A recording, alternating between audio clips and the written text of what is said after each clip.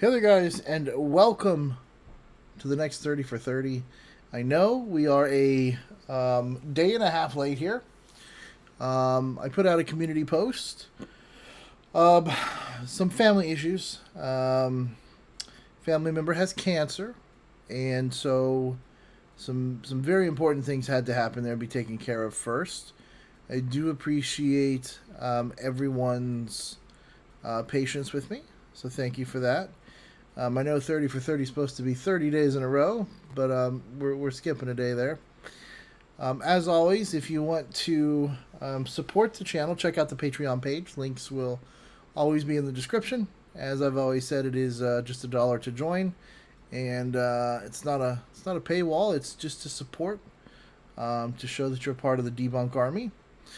As you can see today, what we're talking about here: Chinese man living illegally in U.S. pleads guilty to smuggling weapons to North Korea. You know, this channel, we debunk propaganda, but there's a lot of times where things happen, and it's more important to talk about these things than it is just debunking propaganda. Um, so yeah, let's go ahead. Let's get into it. It's kind of like they said that this type of thing couldn't happen, right? That America, with its sanctions, its systems, its safeguards, that we couldn't be, infiltrated so easily, right? But it did, and it happened from within, right? We have evidence of it here. A man, a Chinese national living in California, wasn't just overstaying his visa, I guess you could say. He was conducting a full scale weapons smuggling operation. And it wasn't just to a cartel or some rebel group, it was to, as the title says, North Korea. Think about that for a second here. North Korea. The one we spent decades trying to isolate, the one that fires missiles over Japan and dreams of striking the U.S. mainland. Weapons, ammunition, drone mounted thermal imaging systems, all sent from American soil to fuel one of the most dangerous regimes on earth. Let's call it as what it is here. This is treason, but it's treason by proxy. And while this man, Sheng Huawen, may be the one in cuffs, the fingerprints of the Chinese Communist Party are all over this. When first came to the U.S. on as a student in 2012, so think about that, been here for quite a long time now. That visa expired a year later, but he never left. Instead, he went dark. And that wasn't a surprise, right? Because that's when he went operational. The FBI says he started meeting with North Korean officials at their embassy in China. And that's right. While in China, he was already in contact with Pyongyang's regime. And after those meetings, he received instructions: enter the U.S., acquire weapons, and begin shipping. And he did exactly that, right? So this was a plan. This is something they knew was going to happen, and they enacted on it. By 2023, Wynn had arranged at least 3 separate container shipments from California to Hong Kong, and then to North Korea, port of Nampo.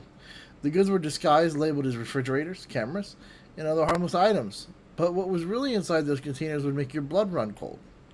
More than 60,000 rounds of 9mm ammunition, thermal imaging scopes, equipment for chemical detection, and civilian aircraft engines. All packed, shipped, and paid for. He even purchased a legitimate gun store in Houston, Super Armory. Okay? Think about that. He purchased a legitimate gun store. Okay? He did this, of course, with, fake paperwork and all that type of stuff. So he did acquire the firearms legally, drove them across the country, and then prepared them for overseas shipment. Every step was calculated, every move was deliberate. He knew what he was doing, right? Let's stop pretending this was some, rogue actor.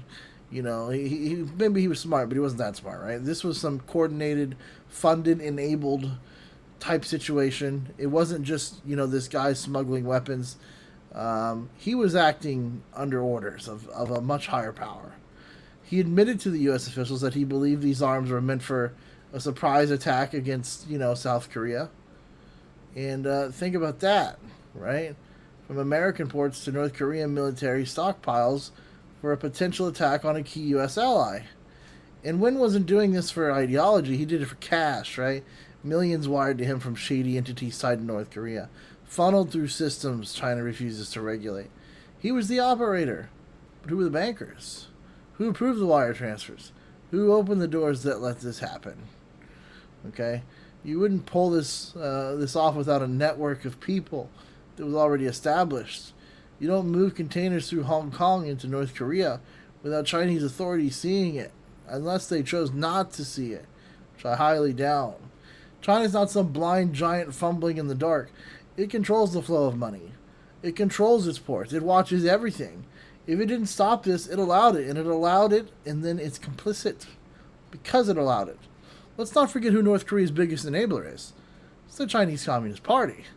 Beijing props up Pyongyang with like fuel and food and silent cooperation. It shields it at the United Nations. It looks the other way when North Korea hacks banks, traffic weapons, or traffics weapons or test missiles, or next to Japan there. It always turns a blind eye. And now we find out that the U.S. made firearms were smuggled directly from our shores under the CCP's nose into the hands of North Korean war machine. This is not just a national security threat. Okay, this is a failure of global enforcement, a failure of diplomacy, a failure to recognize that we're not just dealing with bad actors, we're dealing with hostile systems. Let me say this again. The weapons were bought legally. The ammunition was stockpiled here. The Thermaltech, the same kind US used on US drones, was boxed and shipped. No export licenses, no oversight, just a quiet betrayal happening inside our borders. While politicians here are arguing over bullshit, okay? But this guy's in custody. He's pled guilty. He faces, decades in prison, obviously. But it's not over. Because the truth is, if he did it, others can and will do it. The United States is vulnerable right now. Our ports, our firearms, our markets, our technology, all of it can be exploited at this point, it seems. And if we keep pretending that we're immune because we're America and we're walking right into the next disaster and we're going to be ready for it, it's not true. We've got to do better. We've got to protect our information better. This should be a turning point. This should be a wake-up call. We need stronger export controls. We need stricter oversight of internal student programs. We need to treat Chinese infiltration not as paranoia, but as a present and proven threat. Because, let's be honest, this isn't what one man smuggling a few boxes. It's not about that. This was about a foreign adversary hijacking our open society, using it to arm another enemy, and walking away with receipts. And yet, where's the outrage for this at? Where's the accountability? Where are the sanctions on the individuals who funded this? Where is the demand for China to explain how this happened? Well, why has no one called them and been like, hey, what the hell is going on here? No one in Beijing is going to lose their job. No one in the North Korean embassy will, even admit to the encounter that anything is going to happen. They're not going to say anything. But America will be forced to pick up the pieces. Again, as always. You know what I mean? This happens every single time. Let this be clear. If we allow this to go unanswered, we're sending a message that our laws are weak, that our enemies can exploit us without consequence, that China can act as the middleman for international crime, and we'll just look the other way. Can't do that. So he's scheduled for August, but his sentencing is not enough. We need to dismantle the network he worked for. We need to investigate every contact, every transfer, every shipment, and we need to threaten China. Not as a misunderstood partner, but as a regime that repeatedly enables the worst behavior on the global stage. North Korea fired the gun, okay? But China helped load it. And when? He pulled the trigger. That's how the new face of modern warfare is.